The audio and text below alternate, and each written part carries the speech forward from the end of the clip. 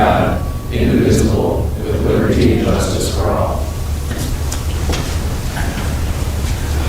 Thank you. Roll call, please, Madam Clerk. Mayor Beagle, I'm present tonight. Deputy Mayor Gatchel. Here.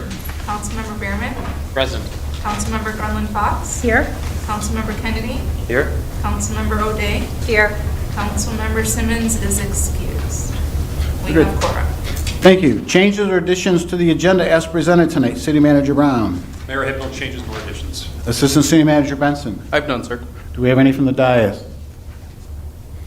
All right, seeing none, we'll move on to approval of minutes. We got one set of minutes to approve tonight, and that's from the regular City Council meeting of February 10th, 2026. Do I have a motion? Move to approve. Support. Any discussion? Seeing none, I got a motion and a second to approve the minutes of the regular City Council meeting of February 10th, 2026. All those in favor, please signify by saying aye. Aye. Opposed? Motion carries. We have no correspondence tonight, which pulls us to the first call to the public. I'll read the rules for the call to the public. They are as follows. The public shall address the council during the call to the public, which shall be included on the agenda immediately after correspondence and again immediately after new business. The first call to the public immediately after correspondence shall be limited to agenda items only. A person shall not address the council in excess of 5 minutes unless the time is extended by a majority vote of the council present. Persons wishing to address the council shall identify themselves and their place of residence and shall state their reasoning for addressing the council, and all comments by the public shall be made directly to the council. Do we have anybody for the first call to the public?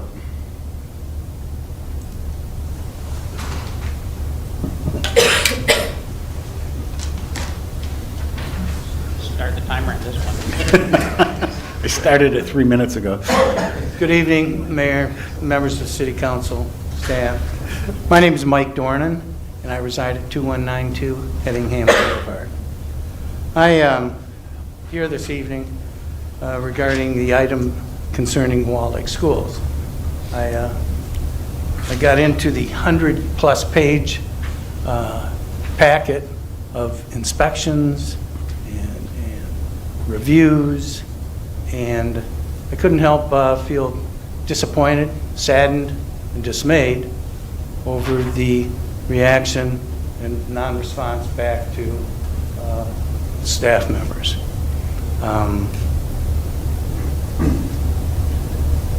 Those of you who know me know that I have a penchant for storytelling and stories.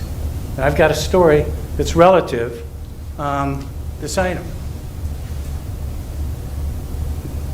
A long time ago, I'm not going to be all night, but a long time ago when the galaxy was young, and I was much younger, I worked for a city to the east with the initials of FH. And it was a full-service city. We had zoning department, planning department, engineering, building, all the trades. And while I was there, Farmington Board of Education decided they were going to build a junior high school on Middle Belt Road, just south of 11 Mile Road, called East Junior High. And they totally stonewalled the city at that time, just as outlined in paragraph 2 of your report to the City Council from the City Manager. And you did a nice job, you guys, on summarizing the state law. And the fact of the matter is, schools are exempt from municipal review, inspections, and so forth, which is really a umbrella insurance policy, if you looked at it that way. That it's prudent planning to have your local inspectors who do the job day in and day out come and inspect your work. Well, in Farmington Hills, we weren't able to get into the school, and school started. Beautiful. Within 4 weeks of the school opening, we received a call to our first responders that there had been an accident at the school, and a young man had been electrocuted using a grinder that was improperly installed in a bad outlet, never inspected. That's the downside of what you're looking at here, and I hope you get the word through and to the superintendent. I enjoyed reading your letter. I thought it was right on the mark. Thank you. Thanks, Mike. Anybody else for the first call of the public?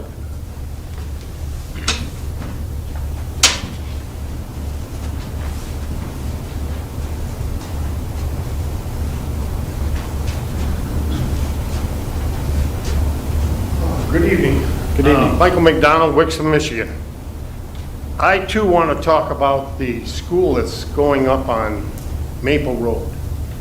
I live off Loon Lake Road, and twice a day, Loon Lake Road becomes a parking lot. People taking their children to school. Now, the school has vast amounts of property, and I don't know why we don't encourage them to make it parking so that the parents that want to drop their children off and pick them up get off the main road, get off the road. I also work in Milford, and I go over to Buno Road, and I go through Charms Road twice a day. And Charms Road is impassable from about 7:15 until 8:15 because all of the traffic. Now, I will point out that that school on Sarah Banks there has a lot of property that you could put a lot of asphalt down and make a staging area for all of these parents that feel they have to take their children to and from school. I really don't know why we're running buses, but evidently that's what they want to do. Now, Maple Road has no shoulders.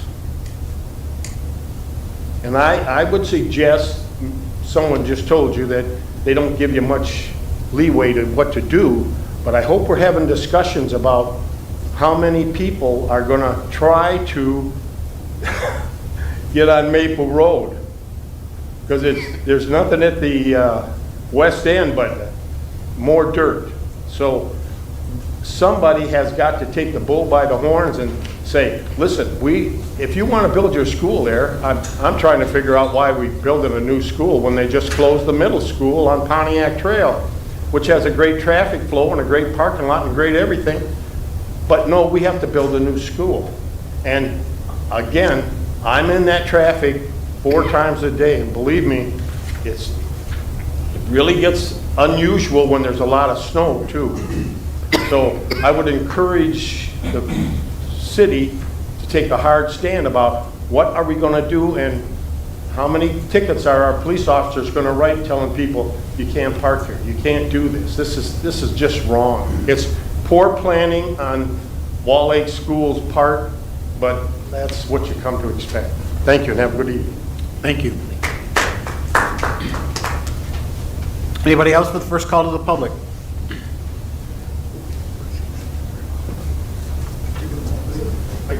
Good evening. My name is Ryan Fisher. I live at 2176 Heddingham Boulevard. I too would like to speak on the new Wixom Elementary School. I am concerned, just like these gentlemen. I see what happens at Walled Lake Elementary on Maple. The backup to get into that school is frankly asinine, and it's dangerous. And Mr. McDonald is exactly right.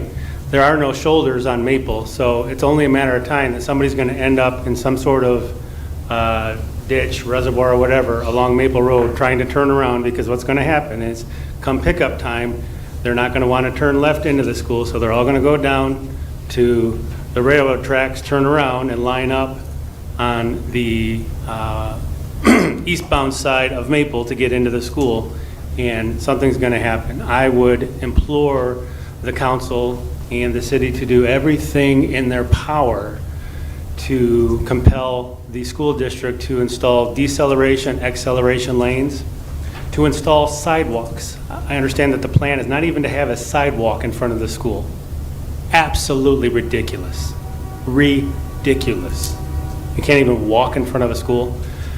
And whatever is in your power. If they need a water permit, they don't get a water permit until they agree to do something about the traffic flow. They need to tie into the grid. They don't tie into the grid until they agree to do something about the traffic flow and about serving the citizens of this community correctly. Thank you. Thank you. Anybody else for the first call to the public?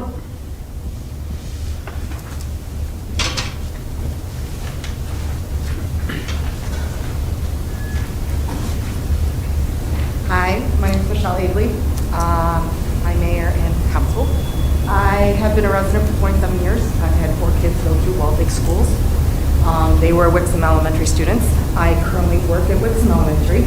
So I want to give you my input as the secretary at Wixom Elementary on the traffic. Today I didn't leave work till late because I had parents still picking up children at 4:15, 4:30. I'm sorry, could you talk into the mic? Sorry. Much better. Today, I didn't leave work till 4:15, 4:30. I still had parents picking up children. We dismiss kids about 350 every day. We have 72 parents that usually pick up kids at the end of the school day.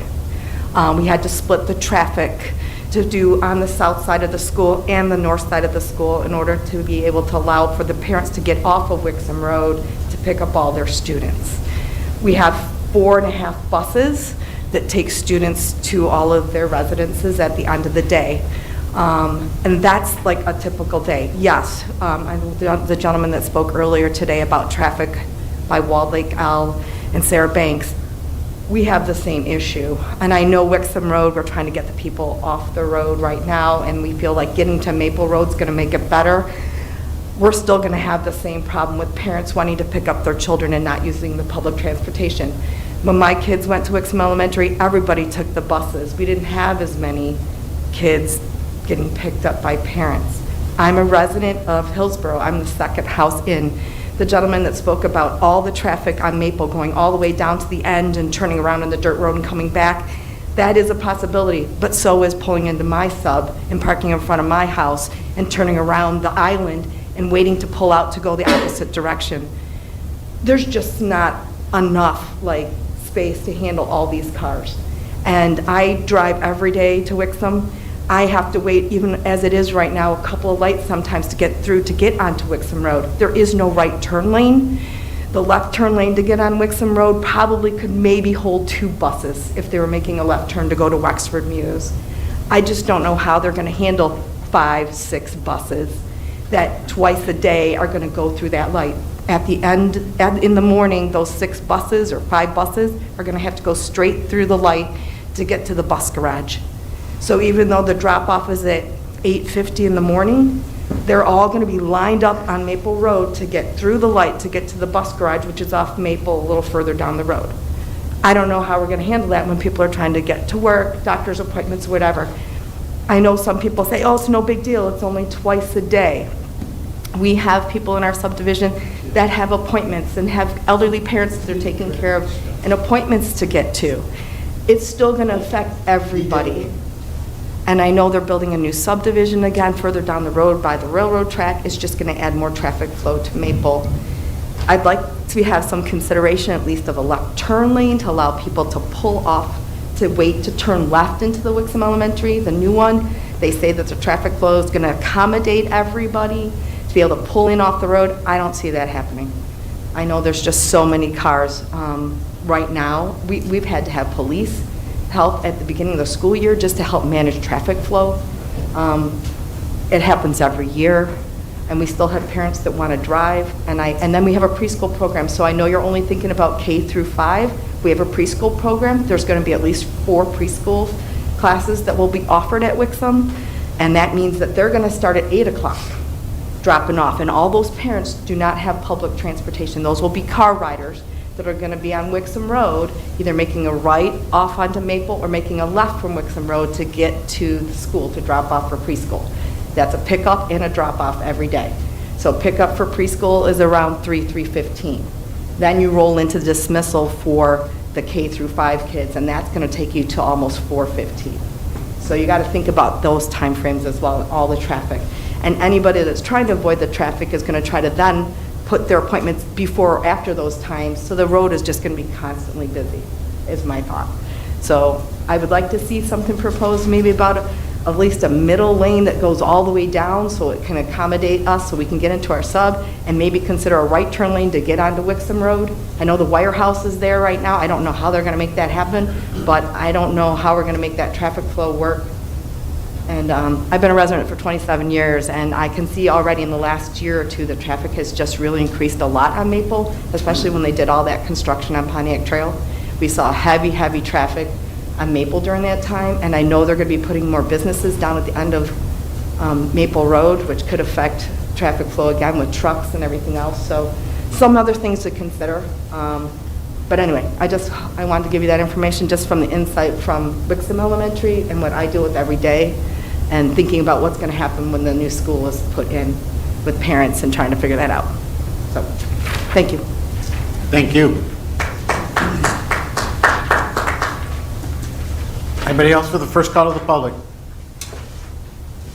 Seeing none, I'll close the first call to the public and we'll move on. City managers reports, January 2026. Do we have any questions for the department? Councilmember Gacho? Thank you. Or, excuse me, Deputy Mayor Gacho. The economic development report, I have a few different reports, but on that one, I noticed there was a note that the pedestrian refuges went back to DDA for discussion, which I think was today. Yes.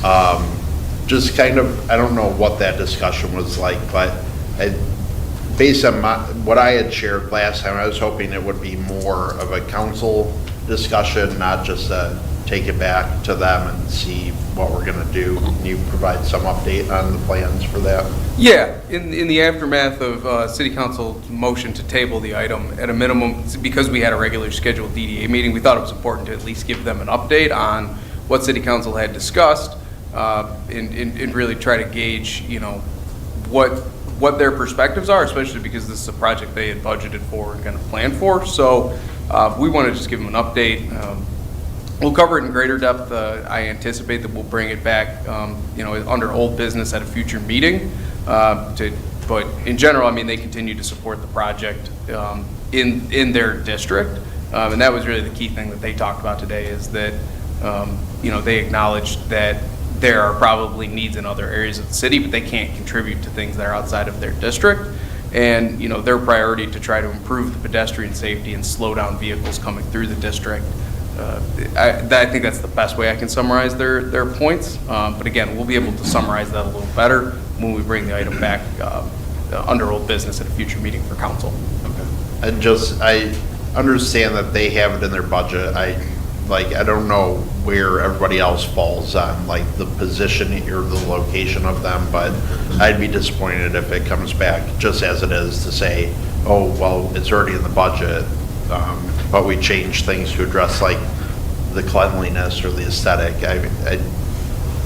We can help them save money if it makes sense in other spots, is kind of my thought on that. In terms of another report, the construction and development, thank you for providing the details about the rental inspections for apartments and everything like that. There was one comment in there, it said we had a 100% compliance rate for rental inspections. Does that mean at the time of inspection, all units were 100% compliant, or there may have been some that needed improvement and were eventually brought into improvement, so now we're calling it 100%? Do you know? I do not know how many units that were inspected that were out of compliance and then later brought in. It doesn't specify to that end. It's just at the end of the day, they were able to get all the units into compliance, if that makes sense. Okay. Maybe if we can get a further breakdown of is that they were all set and perfect initially or not? And then how did we come up with our rules for handling that? Do you know? I do not. The rental ordinance, it's been around for a long time, and it predates me by a large extent, but I believe my understanding of only doing a percentage is really just based on A, the volume of work, B, the expense of it all. That's actually one of the issues we run into with hotels too, is that there's a balance between the cost for the operators to be able to pay for all of these inspections and then the basis that they're doing them on and our ability to keep up with the workload. So that would be my guess as to why it's done on the basis it is, but it's based in the ordinance. I think if we could, I might like to revisit or just have a discussion about it if we can gather more information from other surrounding communities. Like, for example, I called Southfield Building Department just to see what they do, and they were very open in terms of sharing. Like, they do 20% of every apartment complex every year plus all vacant units.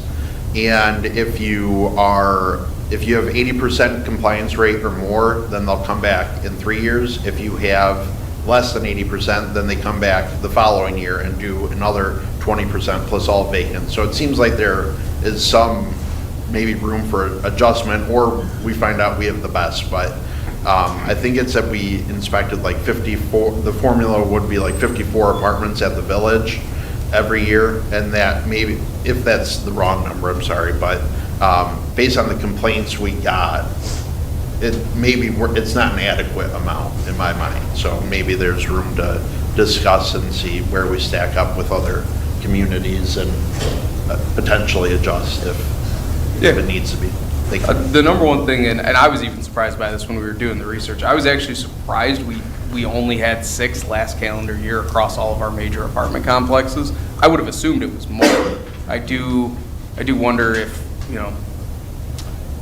there are calls that maybe don't get logged, but either way, I think, we certainly get complaints out there, but it's not as much as I guess you would think.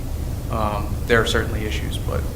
Yeah, it might be, and I don't know what, you would probably get people who are just unhappy, but if we had like an anonymous survey that went out or was published for our renters to fill out of like, what do you think the state of things are if you make a complaint, or do you have infestations or water issues, something along those lines, where being anonymous, they know there's not going to be any retribution from the landlords. But that, I think, was a part of the residents' complaint at the last meeting, was she had spoken about all of these documented issues, but then there were a bunch more that she had claimed that were undocumented entries into her unit for bug bombing and things like that, where we're clearly not being made aware of those issues. So there's some discrepancy, as you alluded to, between what makes it to us and is documented versus what stays in-house with the property manager,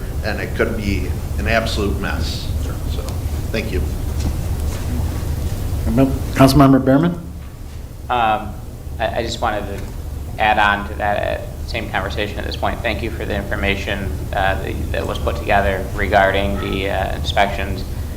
I too do think that maybe 10% of the units eligible seems to be a very low number. I mean, I know I have a single family rental, and it has to be inspected every third year by the city that it's in, and I feel like maybe perhaps us upping that percentage would help keep these rental communities slightly nicer in our city.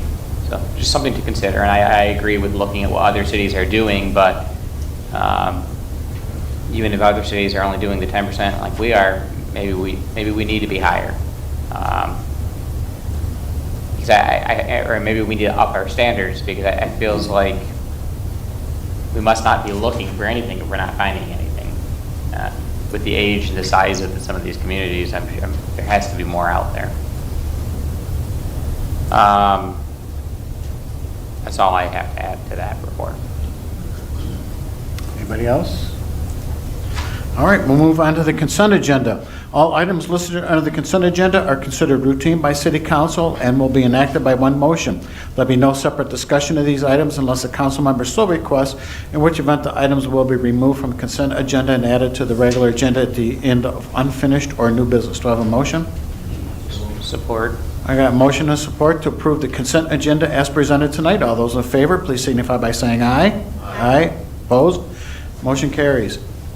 We have no unfinished business tonight, so we'll move on to new business. New business number 1 is a recommendation to approve a resolution to support the issuance of a Michigan Liquor Control Commission Resort Class C on-premise retail liquor license and specialty designated merchant off-premise retail liquor license, authorize the issuance of a Sunday AM and Sunday PM sales permit for Sierra LLC at 49809 Grand River Road. Do I have a motion? So moved. Support. Thank you. Assistant City Manager Benson, the floor is yours. Thank you, Mayor. Good evening, members of City Council. Before you tonight is a request, as stated in the recommended motion, for a Resort Class C liquor license. This would be for on-premise consumption, sale and consumption of liquor, beer, wine, spirits. The one key thing just to note right off the bat is that this is different than a traditional quota Class C license.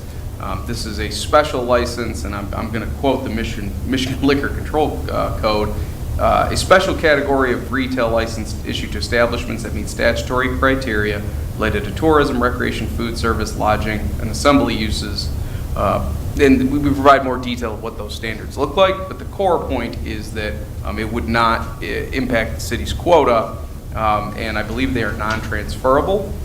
Their application from Authentica, Indian Cuisine, and Banquet for this license is in response to the city's standing policy resolution 2005-32, where the city suspended consideration of quota Class C licenses for all establishments located outside of the village center area zoning districts.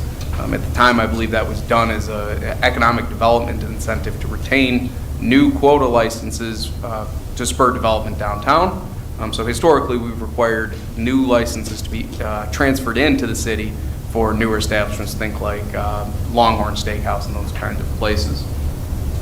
The applicant was, heard our response to their initial application and amended their application to then seek the Resort Class C license.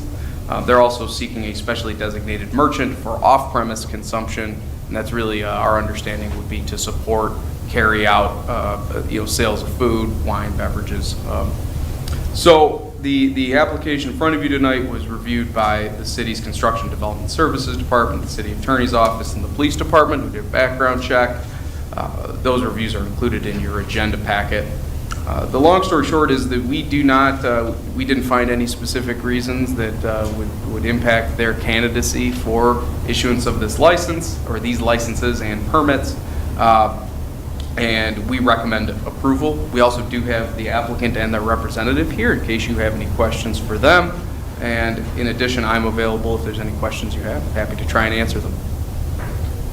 With this liquor license, it's off-premise too, so like if they did a banquet or something like that, they can serve alcohol at the banquet, if they, let's say they're going to cater a wedding at the community center. Does that allow them to serve liquor there? Or? I'm not certain about that, because then I think the liquor licenses gets into, the facility that you're at. I can't really speak to that, to be honest with you. I'm not sure. Do we have any questions? Councilmember Garland Fox? Thank you. So, Mr. Benson, and you addressed it a little bit just now, but on the last bullet of that first page, it says, we do not believe this license would be subject to city council policy for issuance. So do we know that it's not going to affect our quota license, or do we not? Yes, in conferring with the city attorney's office, they've confirmed that this would not impact. It's designated as non-quota. Okay, thank you. Thank you, Mayor. Anybody else? Would the applicant like to speak, or?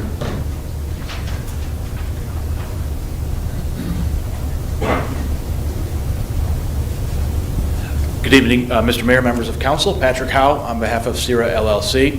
Thanks for having us tonight. Little background, as Assistant City Manager indicated, we thought we were off and running with the quota license, which the city has available. And as you know, the city gets one license for every 1,500 people, and then learned that it's only eligible for downtown. That gave us two options. We could either purchase a license from somewhere in Oakland County, which is currently going for about $130,000, or we could apply for a resort license.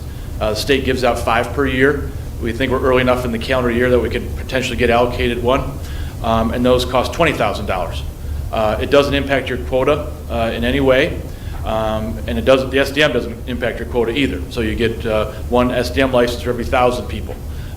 This is a non-transferable only for the applicant for this building. If it moved across the parking lot, they couldn't transfer it. So it's literally just for this business.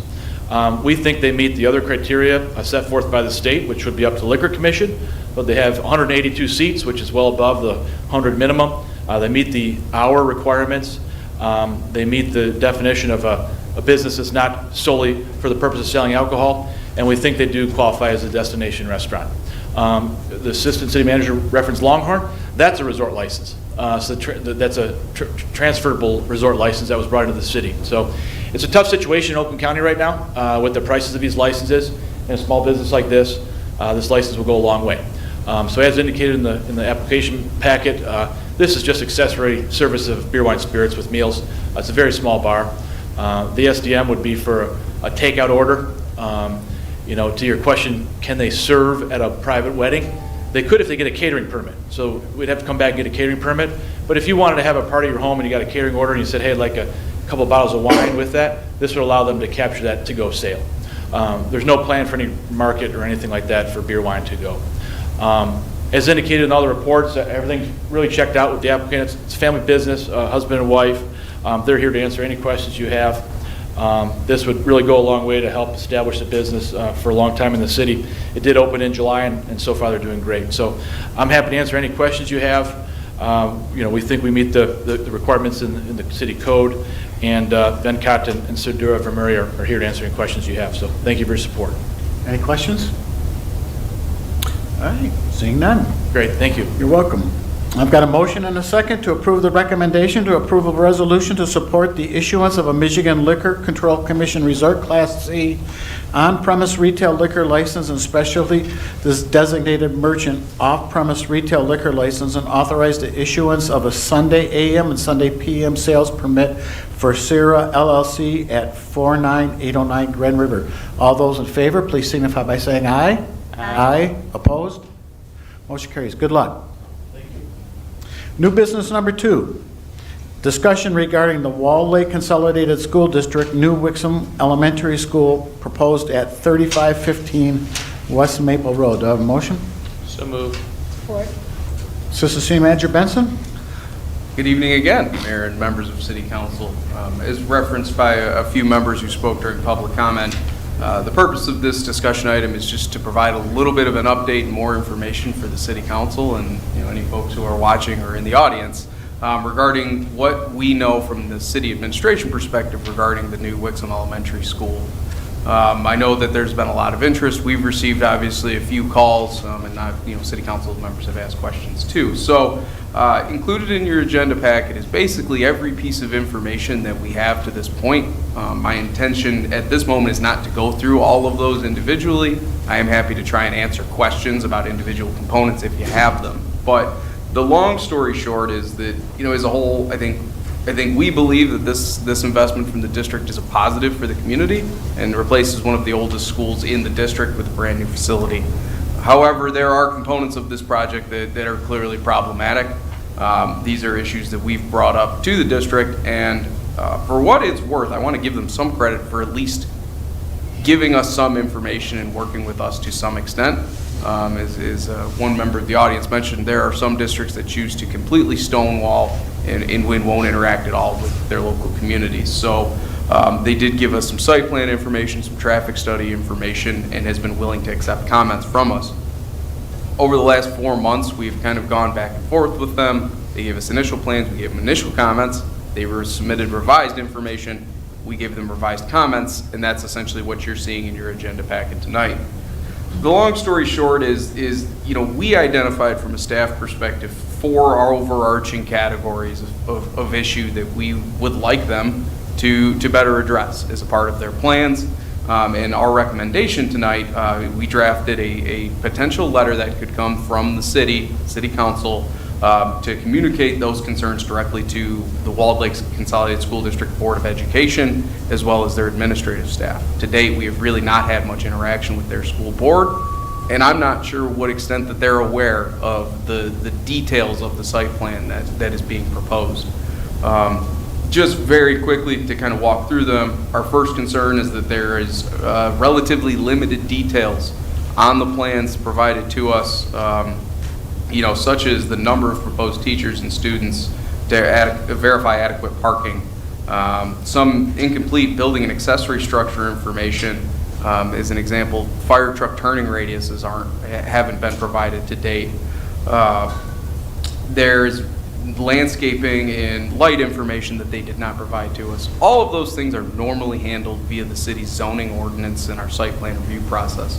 Those are not applicable in this case. They're not subject to site plan review from us, and our zoning standards don't apply to them. So I just want to put that particular piece, especially when it comes to like landscaping and those kind of things, we probably don't have a great leg to stand on, but at a minimum, we want to communicate, here's what the city standards are, and we'd encourage them to try to meet those as any private development would need to. The second kind of key point is the omission of a sidewalk along the north side of their property. So they would be on the south side of West Maple, and they propose to have all of their students use the existing sidewalk network on the north side of the road. Their justification for that is that currently there would not be sidewalk connections to the east or the west of their site. In response to that, it would not be difficult for the city to facilitate a connection over to Wixom Road. We've talked about that internally. We've communicated to them that that's an investment that we would need to work with City Council on, but it's doable. To the west, maybe a little bit harder, but we can work with them, and we request and recommend that they proactively install their portion of sidewalk and help build the city's overall pedestrian network.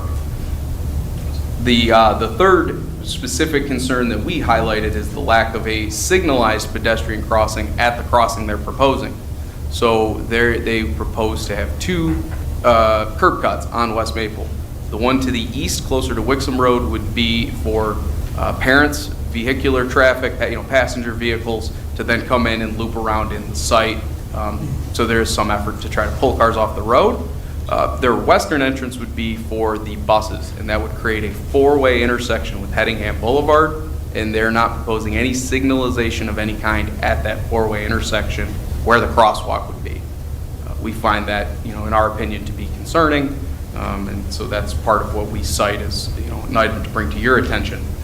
And then the fourth is that their plan does not include any meaningful improvements or investments into West Maple Road's infrastructure, whether that's a left-hand turn lane, even adjustments to the passing flare that they would be augmenting at the Headingham Boulevard on the south side for their new driveway.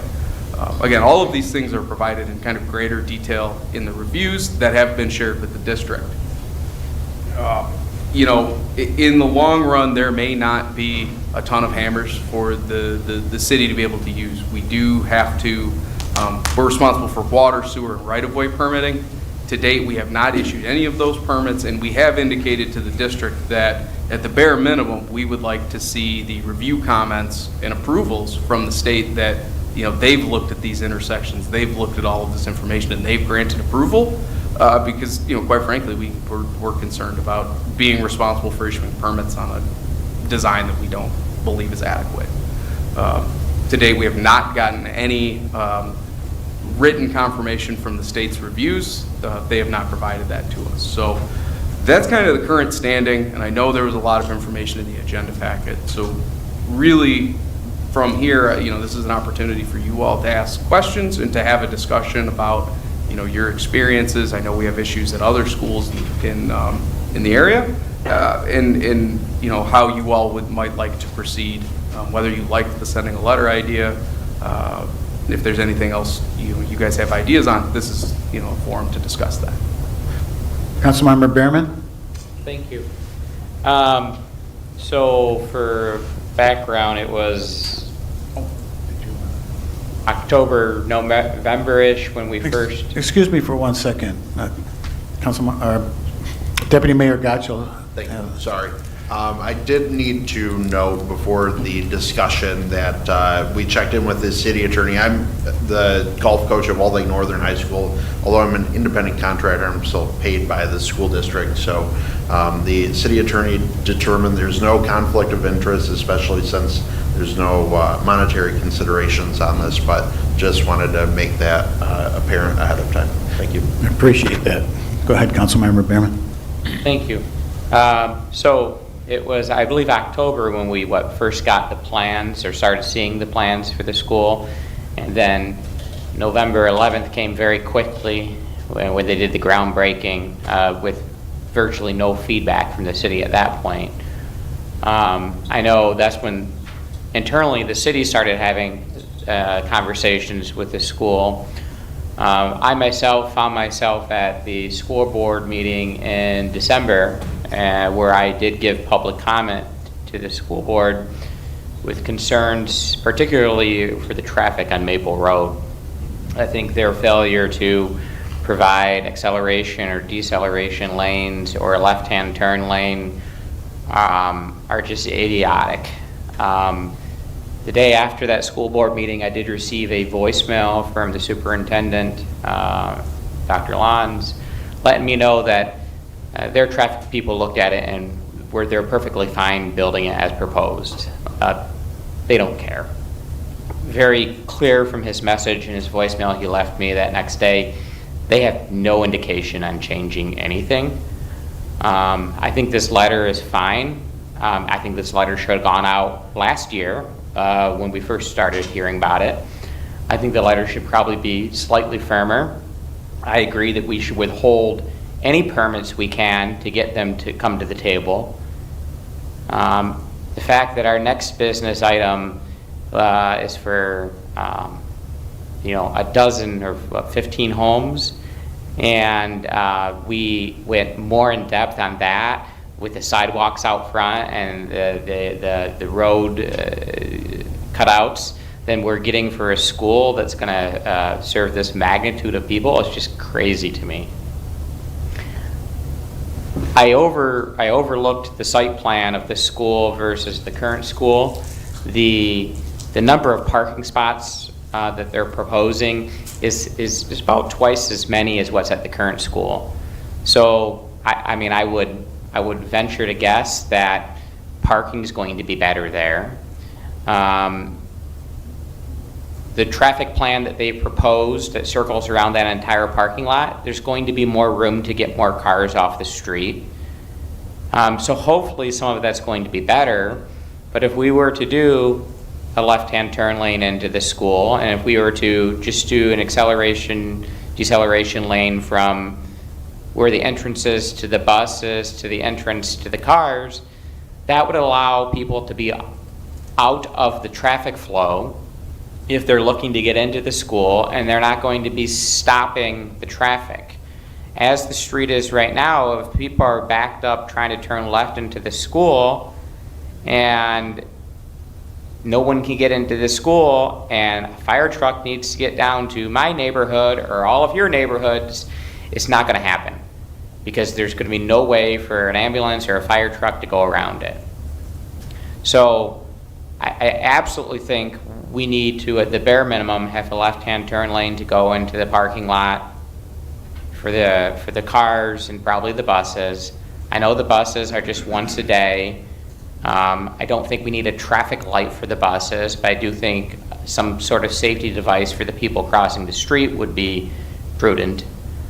I think the sidewalks need to be fixed. We've already, as a city, discussed extending the sidewalk down to at least Wixom Road, and in the future we can continue going the other way as well.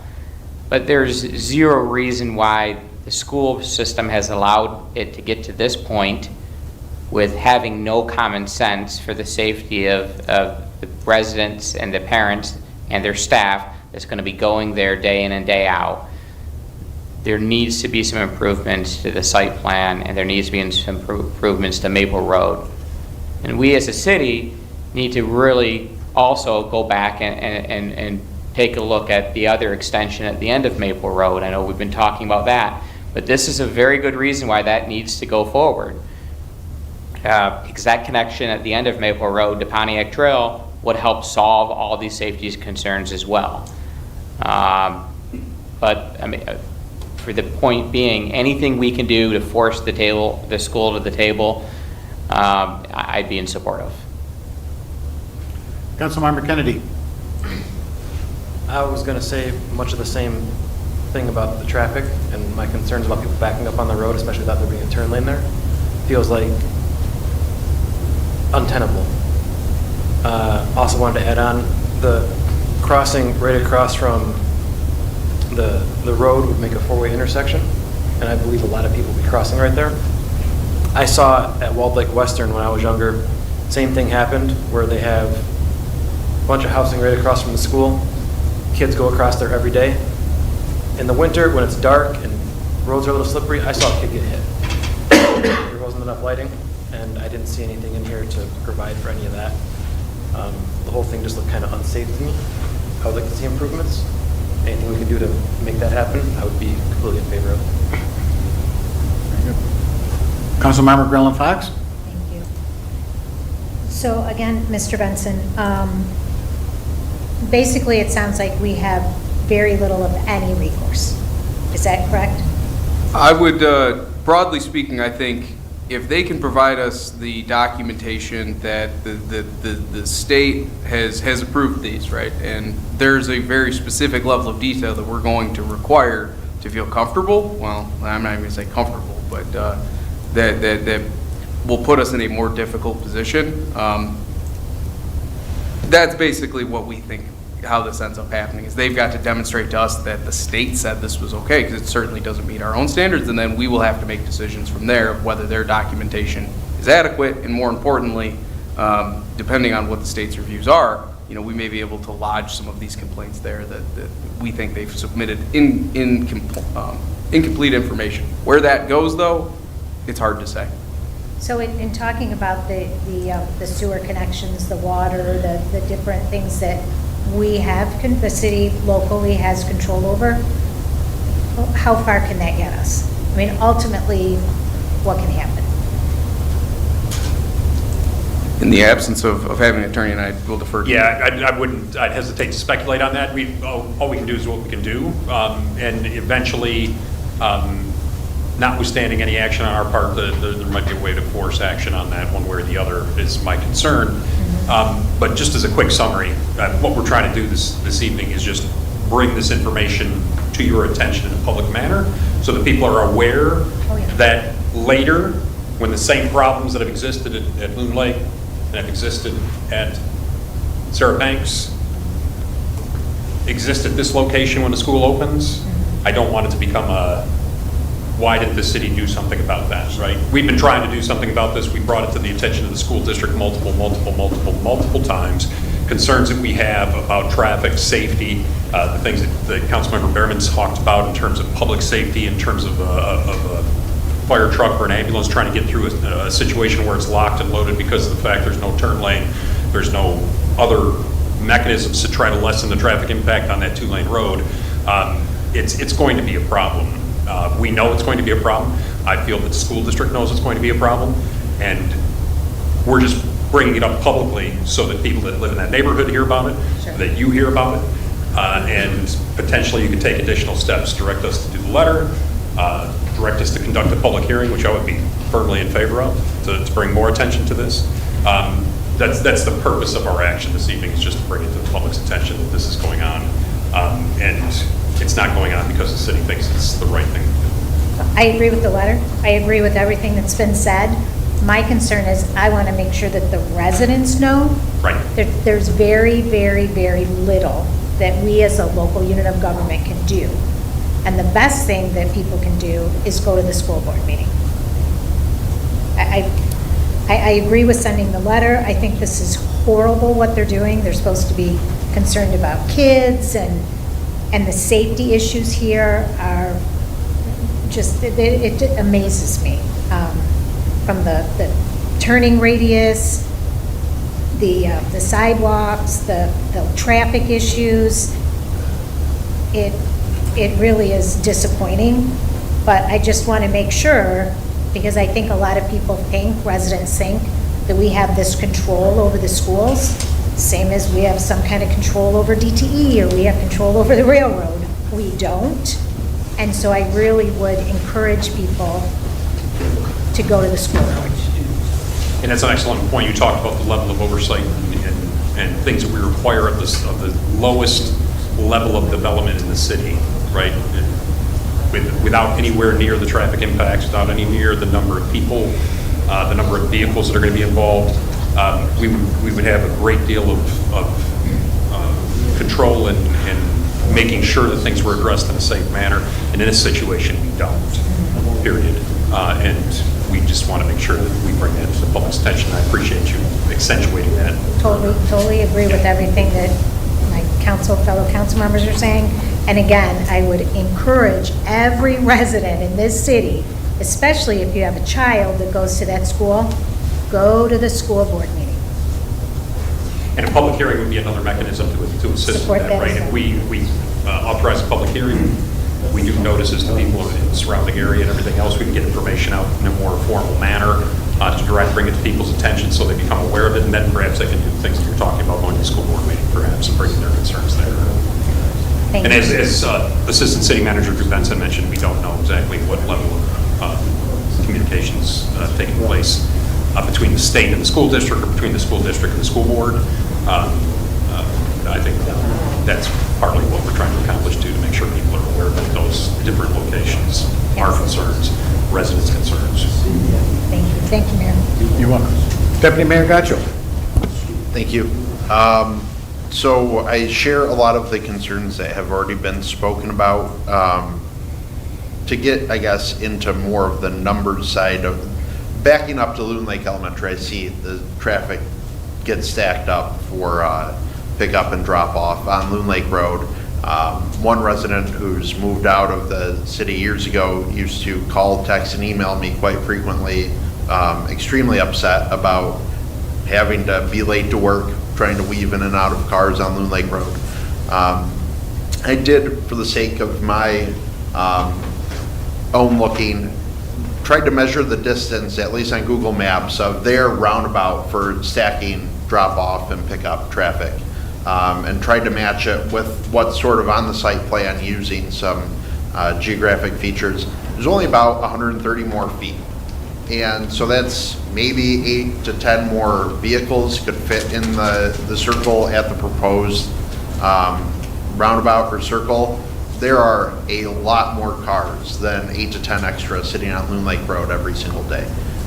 So I think just from a standpoint of planning for their own traffic, as you alluded to, we don't know how many teachers or students are going to be there. They don't even account for managing their own traffic without creating overflow. As Mrs. Abley got into, people could foreseeably sit. And I've seen it at other schools. They sit in a neighborhood entrance waiting for their kid to walk down the sidewalk to them, and then they drive off. At Oakley Park Elementary, I see that in the neighborhood across the street when I drive by there. So the fact that I understand we don't have a lot of control, but we wouldn't allow a business to open up that can't account for their own traffic generation issues. Aside from that issue, I'd like the point about the city investing in a sidewalk on the south side of the road.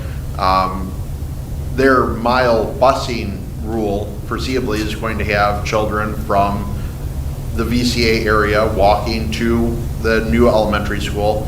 They're not going to cross to the south side of Maple Road to cross back to the north side. So that's something I think we can look at to partner with them on. Like you put it in, we will also put it in to help your students and parents that are going to walk or ride their bikes. It is really disheartening, the level of communication between every level of government that we seem to run into, whether it's the road commission, the school district, the state, the federal government. You would think we all want to help enrich the lives of our fellow residents and citizens, but that doesn't seem to be remotely the case for some people. In terms of the pedestrian concern that was put into with the road flare out and whatever they're going to turn that into, and how traffic comes in or out, because it doesn't look like that western driveway is going to attach to the main parking lot. Do we know what that is going to be used for? Have they at least shared that? Yeah, the western driveway it's intended essentially for two things. One, they're going to use it for buses. So the buses will come in and out of there, and they'll, go into the roundabout park and come in and out. The other thing, though, and this is a key consideration on our part, there is an existing access easement from the property to the south in that exact location. That's why they put the driveway there, is because the property owner itself has a legal right to take access through that area. So the intent is that also, the southern property owner is aware of that, and if they ever develop down there, they would want to use that for some level of access. So that's why it's located there, and that's how the school district intends to use it in the short run.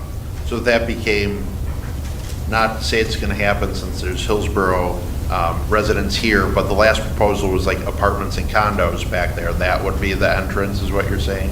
Yeah, it's zoned R3 for single-family homes, so yeah. But whatever it turns into, but, okay, so, yeah, the big concern is them showing the crosswalk unsignalized across Maple Road, saying everyone needs to use that sidewalk. You can see someone getting hit, trying to cross the road, especially if there's big buses pulling out or somebody trying to pass. We had a student get hit on Potter Road a handful of years ago and get killed. That was one of their students at Wold Lake Western High School. My family's been impacted by it. I really don't understand the lack of consideration for the people they're serving. So I do appreciate the letter. I would hope it actually makes it to the board members and not just filed away in a garbage can, since whoever's in charge over there doesn't seem to care based on voicemails they're leaving. But even if it's a matter of us encouraging people to go to a school board meeting, us as council members going to a school board meeting to read the letter to them, if the board isn't even aware of the issues, which they probably are not. It's probably more of a staff issue, and they have a lot going on over there that is related to staff issues. So it is concerning that we have no control. They don't seem to care about the people they're serving. So I would also be in favor of withholding every permit, not just until we get state paperwork, but if we need to have discussions with the state agency that reviewed it as well before issuing stuff. I think that becomes the game plan. Like, I don't think this should be anything we make super easy without making sure that we're protecting our residents and students, and they're protecting their students and families. Thank you. Councilmember O'Day. Thank you. Would also just like to echo a lot of the sentiments of my fellow council members with regard to being in favor of the letter, as well as a potential public hearing. I think that would be a great way to get folks, hopefully, they come out in the same room and hear the messaging. I can't imagine any school I've ever seen that doesn't have a sidewalk in front of it. I mean, to me, that just sounds absurd. So I'm shocked that that wasn't given consideration previously. And then I guess the only other thing I would say is, living right there at that area of Maple Road as well, I'm not even sure, I mean, I'm sure there are ways. I'm by no means a engineer or, road study person. But the infrastructure is such that, because you've got homes on either side of the road the majority of the way, I don't know how much consideration was given prior to this site being chosen. I don't even know how, does anyone have any idea? Do you city manager or assistant city manager have any idea how much room we would even have to build out on Maple there if we wanted to have a left turn lane or, some kind of additional roadway?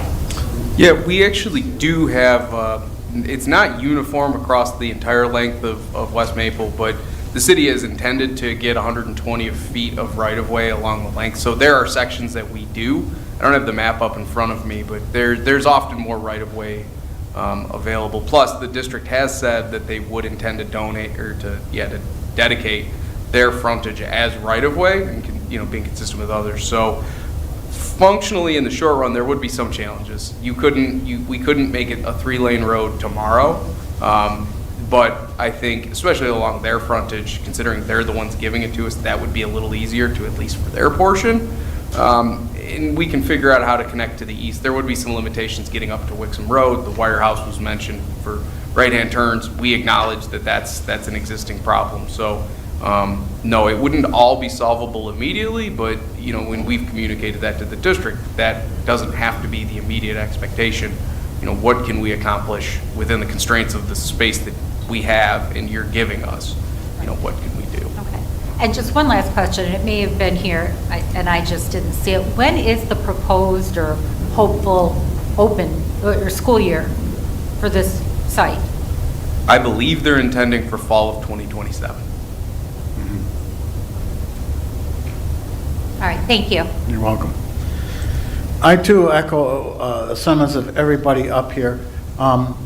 It's not the residents of the city of Wixom's fault that they have to play Dodge car on all these roads because of school districts' lack of planning.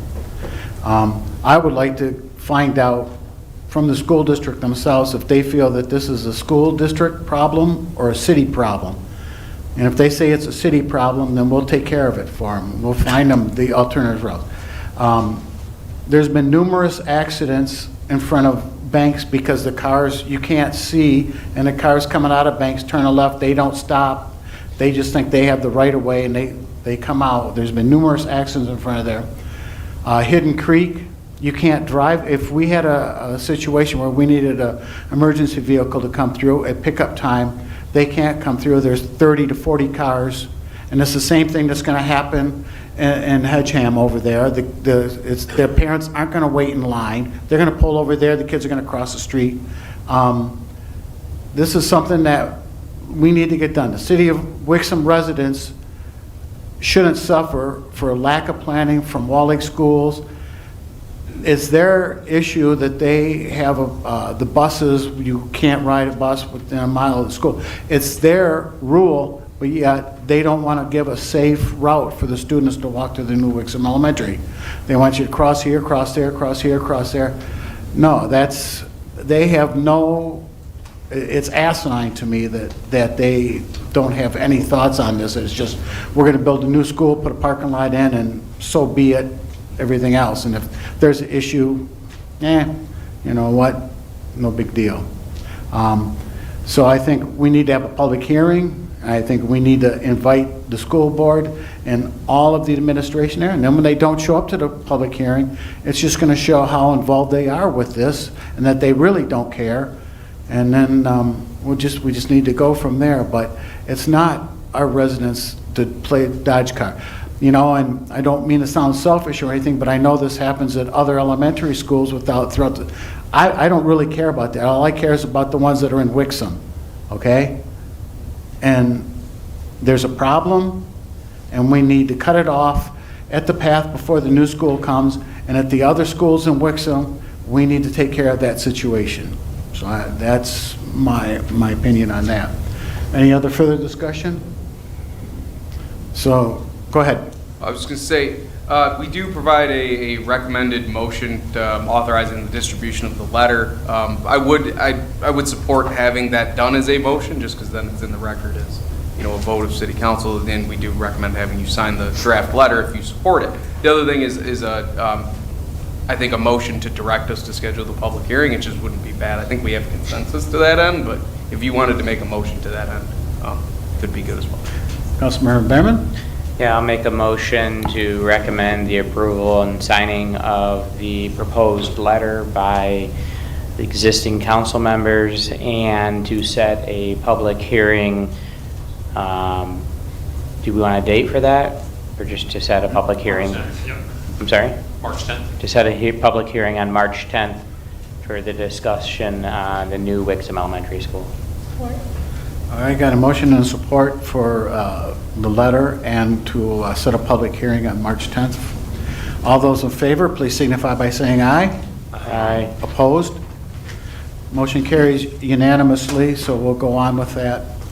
And we'll move on to new business number 3, and that is a recommendation to approve a final site condominium plan proposed as a cluster housing development at 4038 West Maple from Pine Cove Investments LLC for the development of 18 single-family resident lots on 2 parcels totaling 9.35 acres zoned R3, 1 family residential, parcel identification number 17-31-151-046 and 17-31-151-047 with conditions as recommended by the Planning Commission. Do I have a motion?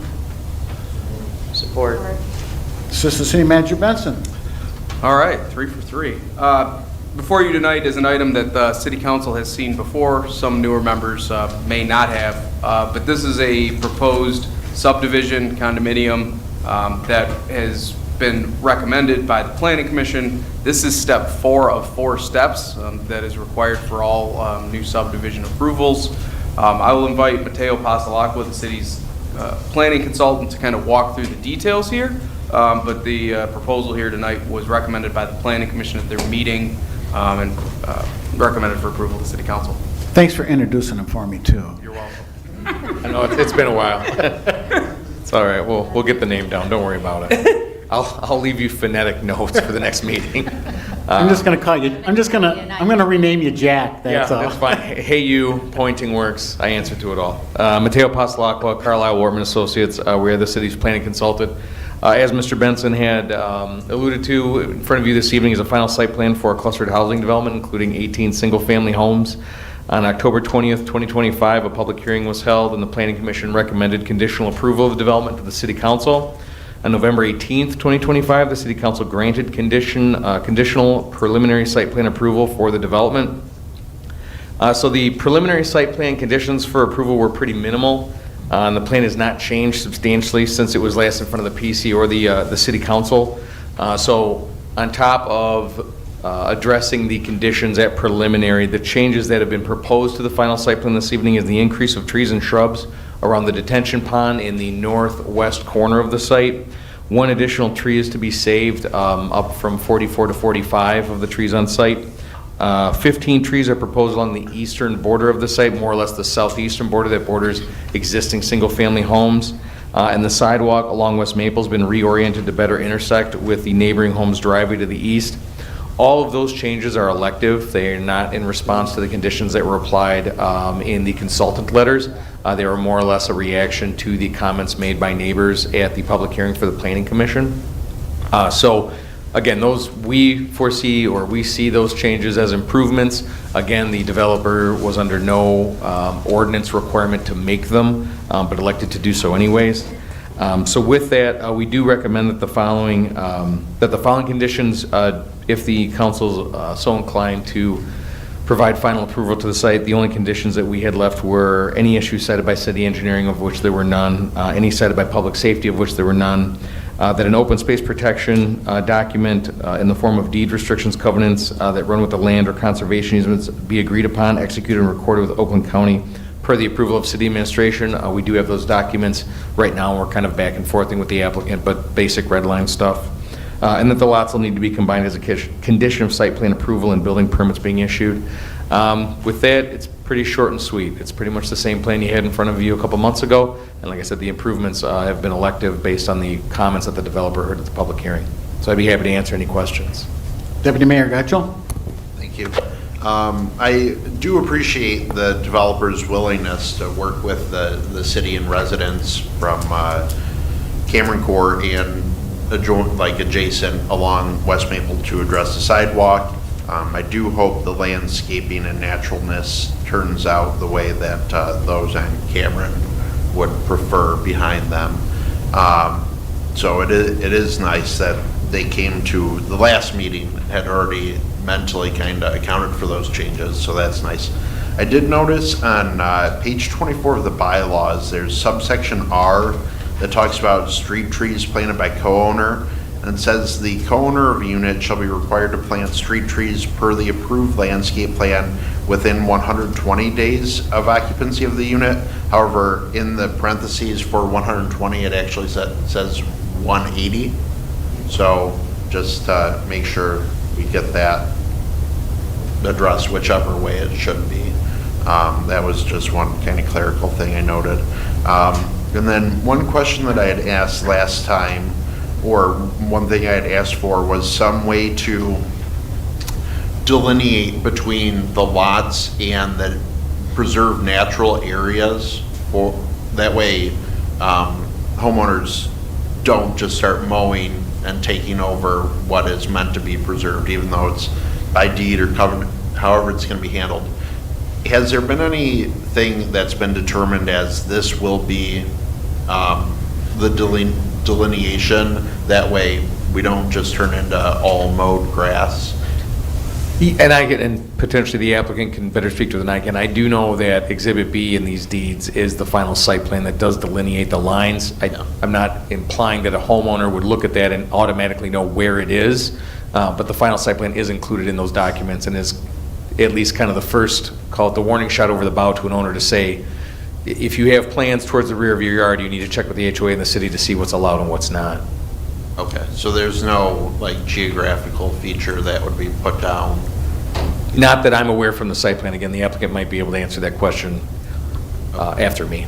I know mostly to the west side of the lot, it's like existing woods, I think, to a lot of it, and that's kind of like the more natural marker, but some of my question came from a lot from the east, the homes that would be on the east side of the development, because those look to be more grassy, natural areas, and once things start to get open for construction, is the game plan just all sod back there, or like natural grass plant? Like, I just want to make sure that we don't have people expanding their lawn just to have grass and more fertilizer rather than a natural habitat. Yeah, on the east side, if I recall, there were not, from the tree survey, there were not a lot of trees to be saved along that area. So there would, I guess the threat of someone sodding and expanding their lawn, I get not having a delineation. I don't know that there's as much of a threat though about like endangering trees that were to be saved as part of the site plan or something of that nature. Yeah, my concern is just like where somebody's lot ends, I want it to be beyond that point natural habitat for animals, what have you, not just more grass that someone's going to cut and call their yard. Okay. Yeah, again, I would invite the applicant to answer that question. They've developed more subdivisions than me. Yep, thank you. Thank you. Thank you. Thank you, Mr. Pasalacqua. Mike Knowles. Mateo Pasalacqua, thank you very much for that concise description. Mike Knowles with the Umlor Group, 49287 West Road in Wixom. I'm glad to be back with you again. Deputy Mayor Gottschall, yes. One of the items that you had in the last meeting when we were here for the preliminary was you requested those lots back all the way up to the east line. There's not an open space on the eastern lots. The open space, it's about 40%, between 40 and 45% open space. It's primarily on the western side where we've got the wetlands and the woodlands, and there's a little stream down through there. But one thing you did ask us for, which we took care of, was you asked us to see if we could relocate some of that storm line, that instead of it being right on the property line, it was similar to what we did over at Timberside in the Pulte development. So we were able to do that. We relocated the storm line about 10, 12 feet interior to the lot so that we could save some of that natural vegetation. It is still on the lot, so there is not a way to demarcate that, but We heard you. It was easy enough to do, to relocate that storm system to save any of that natural vegetation. So that will be part of the plan to save that vegetation. The limits of disturbance will go down there so that that does not get disturbed. As far as the western side, so there's a wetland there, certainly no problem. Most of the big area of the wetland on that side is not behind lots, it's behind the detention basin. So there really isn't the same kind of fear, but it certainly would not be anything that Hatham Obeid, the owner of Pine Cove Building, would object to put some sort of delineation where that open space is. Where there will already be lot irons and monuments as part of that, but as you indicated, you know, those are buried improvements. Nobody will see those when you're mowing the lawn. You can go right past it. So certainly we could do something there. I know we generally hesitate to put like a street type of sign right in somebody's backyard, but we've done some that have been a little bit, they serve both purposes. It's a 4x4 with an angled top, with a placard on top of the angled top, so it's not sort of in your face, don't come over here, but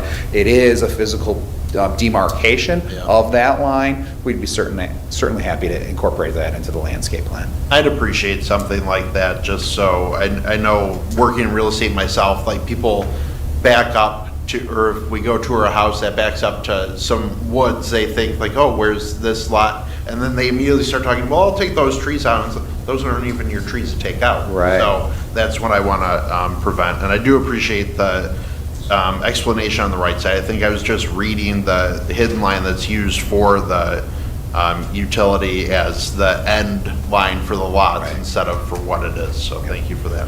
No problem. Councilmember Grandma Fox? My questions were answered. Thank Very you. good. Councilmember Behrman? I'm in support of the proposal. The only comment I had really was for city staff. Traditionally speaking, I think we usually have the draft minutes from the Planning Commission for our review. I think not having those could be problematic in the future if there was an issue. I think that the draft minutes from last week's meeting should have been in the packet for us this evening, and if there wasn't time for that, then maybe this should have been pushed out 2 weeks. I understand we want to rush things to get it done, but we should have all the information. Understood. Any other discussion? All right, thank you. Thank you. Seeing none, I got a motion and a second to approve the recommendation to approve a final site condominium plan proposed as clustered housing development at 4038 West Maple from Pine Cove Investments LLC for the development of 18 single-family residential lots on 2 parcels totaling 9.35 acres, zoned R3, 1 family residential. Parcel identification number 17-31-151-046 and 17-31-151-047 with conditions as recommended by the Planning Commission. All those in favor, please signify by saying aye. Aye. Opposed? Motion carries. Thank you. Thank you very much. And that concludes the new business portion of the meeting tonight. It brings us to the second call to the public. I'll read those rules once again. The public shall address the council during the call to the public, which shall be included on the agenda immediately after correspondence and again immediately after new business. The first call to the public immediately after correspondence shall be limited to agenda items only. A person shall not address the council in excess of 5 minutes unless the time is extended by a majority vote of the council present.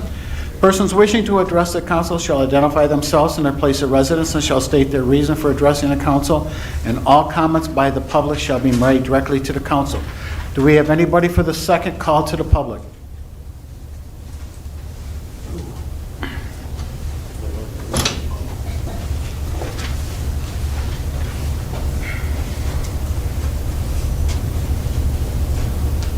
Mike McDonald, Wixom. I didn't plan on talking about this tonight, but you mentioned trees, okay? Now, trees don't live forever. Now, I've lived in this town 53 years, and you got a lot of trees around and a lot of deadfall. And after you saw what happened on the Palisades in Maui, we got to start addressing all of the deadfall we have around here and how many bad trees we have. Because once a tree stops being perpendicular, it ain't going back that way again. And I suggest you hire somebody that knows, and I'm thinking Pat Chura, to drive around the city and say, these trees got to come down quick. And then have a program that we start addressing them, because if you go along Loon Lake Road by the Finn Camp, you see some of them trees, and believe me, if we got a snow like they did on the east, we would all be cutting firewood for a long time. Now, I live on Lamella at Lake Ridge, and there's an outlot across the street from me that is a low area. And the city over the years has decided it's a drainage area for the ditches and the road drains to go over there, okay? And it's got all kinds of deadfall. And then somebody decided that behind me on Hopkins Hill, that they weren't going to have a retention pond, they were going to have a retention area. And behind my house is probably 25 acres of dead trees. That the water that was regulated in Hopkins Hill was supposed to just trickle down there and then trickle down to the lake where it wanted to get to. Well, then when they built on the north side of Loon Lake, they ran his retention pond underneath Loon Lake Road, and now they added that to that tree. So there's all, and this is deadfall. This is stuff that I didn't do it, but I was thinking about it. So we have to get together and have a tree plan for the future, because I've been out there 53 years, and I'm telling you, these trees just keep getting older. Everybody thinks there's icons, you know. All they are carbon stores. Get over it, okay? Plant more trees. We don't need them. The other issue is, a long time ago, they had a master road plan. And some people in administrations didn't really support it, because if you go to the back of Hidden Creek, Loon Lake Road back there is pretty wide, because it was supposed to go through the Wixom Road and all the way over to Charms and catch the back end of all those subdivisions to give people two ways to get out of that area. We're talking about traffic problems, and it was addressed at one time, and then people decided not to support it. That's a bad idea. And third, this is the end of it, go nuclear. You hire a lawyer that has won with the schools and tell them, we're not going to stand for this. This can't happen like this. I don't know what you're going to do with a cemetery and an old house, but you got to go nuclear. You just can't say, oh, the state. I'd call in the state senator and the state rep and say, you guys got to do something about giving these schools carte blanche to screw up our neighborhoods. That's how you do it. Thank you. Thank you, Mayor. Any other public comments tonight? Second call to the public? Seeing none, I'll close the second call to the public. We'll move on. City Manager comments. City Manager Brown, welcome back. Thank you, sir. I appreciate it. Good to be back. Thanks for taking you. Especially after a flight cancellation. On our city manager update, the only thing we have on there is work anniversaries for employees, and we have ranging from 1 year with Carrie Evans, our deputy clerk, to Melissa Harrison in Parks and Recreation with 30 years in March. So thank you to Melissa and everybody else for all the great work and time and effort that they put into making Wixom a great place. It's appreciated by your coworkers, and I know it's appreciated by this council, and it's appreciated by residents as well. So thank you to all the employees celebrating their anniversaries this month in March. Very good. Thank you. Assistant City We Manager. have one more thing. I apologize. Main Street, Oakland County Breakfast Summit 2026, March 19th at the Lafayette Grand Banquet Facility in Pontiac. It's from 8:30 to 11:30 a.m. There's an RSVP that's required by March 13th. If anybody's interested in attending that, you can let us know in the city manager's office. We'll have a copy of the notification here. If you can take a look at it tonight, if you think. Very good. Thank you. Sorry about that. No problem. Just don't let it happen again. All right. I'll try not to. I'll try to be better next time. Assistant City Manager Benson. Well, I've said plenty today, but the only update I have is just continuing to provide updates on the data center ordinance discussion as requested by City Council. Planning Commission did hold a public hearing on that last week. We did receive some input, not a ton from residents, but we had some interested property owners as well. The Planning Commission ultimately decided to table the item and are looking at some additional revisions, so we'll likely go back to them again in March. Should come to City Council sooner rather than later, but just wanted to continue to provide you updates on where that direction stands. That's all I have. Is that it? Because there's a train going through, so we got at least another 20, 25 minutes before we can get through. So. No, unfortunately not. Very good. Council comments. Councilmember O'Day. Thank you. Congratulating all the staff on work anniversaries, especially a 30-year one. That's impressive.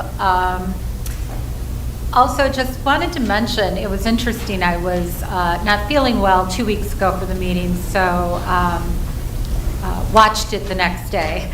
And it kind of gives you a different perspective to watch the meeting. So I just kind of encourage my fellow council members and everyone else to go back and watch a meeting or portions thereof. You may have to fast forward through some of the boring parts. That doesn't mean the whole thing, but just interesting little perspective anyway. So thank you. Councilmember Kennedy. Nothing much to add today. Just want to say that it's really impressive someone who stayed in the same job for 30 years in the city. Because it's a great place to work. Yes, true. Councilmember Grella Fox. I too would like to thank all those and wish them a congratulations, employees celebrating their anniversaries. Thank you. Councilmember Behrman. Thank you to the residents that came out this evening. It's nice to actually have some residents come, even though it's something they want to complain about, but that's fine. That's what we're here for. The only thing I'd like to add is the daddy-daughter dance. It was a great time as well this year. It was my oldest daughter's last year that she can do it. As we were doing a dance at the end, she was actually tearing up when she realized it was the last year that she could do it. But I remember going back the first year I did it with some familiar faces, and I think it was your daughter's last year then. So it's a good tradition we do. I'm glad we do it, and thank you for all the staff that put it on again this year. Deputy Mayor Gacho. Thank you. I also wanted to thank our residents that came to share what was on their mind during Call to Public tonight. It's always nice to hear from you and how we can help better advocate for you in this case, but also better serve you too. I mean, we don't get a lot of feedback up here, so we don't know if we're doing things that people like or dislike until it reaches a point that the dislike grows to hate, and then we get yelled at. So it's nice to hear from people in between that side of the spectrum. Thank you. You're welcome. And I want to also thank everybody, the residents, for showing up tonight too. It's sometimes we don't know until the residents speak up. We have our own ideas of things, and sometimes we don't know exactly what's going on, and people who elected us will come in and tell us and help us out and give us a different perspective on it. So we appreciate you guys for being here tonight. And I just want to thank everybody for celebrating their work anniversaries. Like I say, thank you for everything, because it's a great place to work. And with that, do I have a motion to adjourn? I got a motion and a second to adjourn. All those in favor, please signify by saying aye. Aye. Opposed? Motion carries. Thank you, everybody. Have a great night.